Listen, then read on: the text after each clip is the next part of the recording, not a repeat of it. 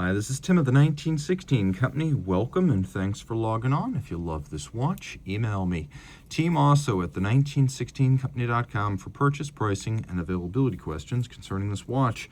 And this watch was launched in 2006 by Blancpain. This is the Villeret. It was part of the rollout of the revolutionary 13 RO caliber, and this is a no-holds-barred flagship dress watch.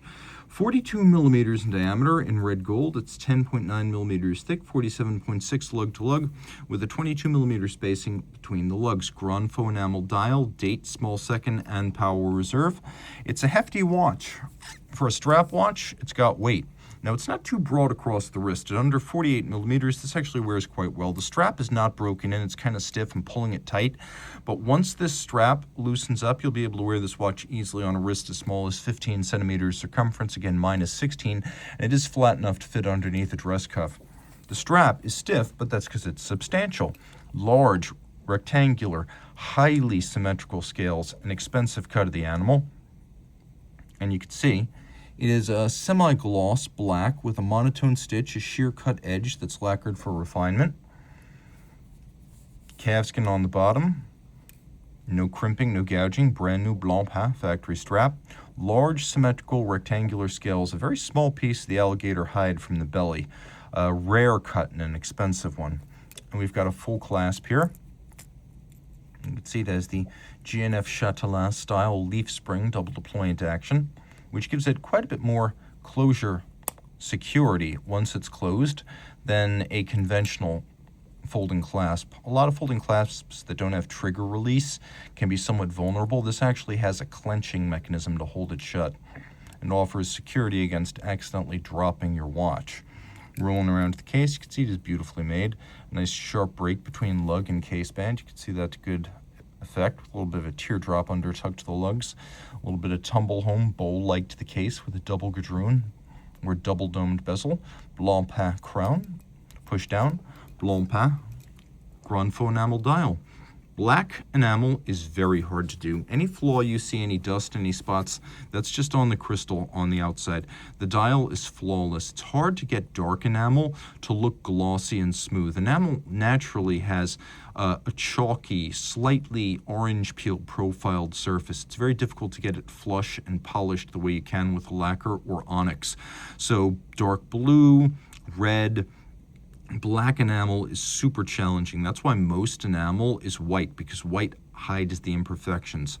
This is black and it is outstanding. Now it's on a gold dial base, so you have fired glass-based paint on a precious metal dial base. Enamel starts off as powdered glass with pigments. You melt it down up to 20 firings at 800 degrees centigrade. So grand feu is big fire. And so that's how this is done. And it's a process that often involves cracking, popping, exploding of the dials.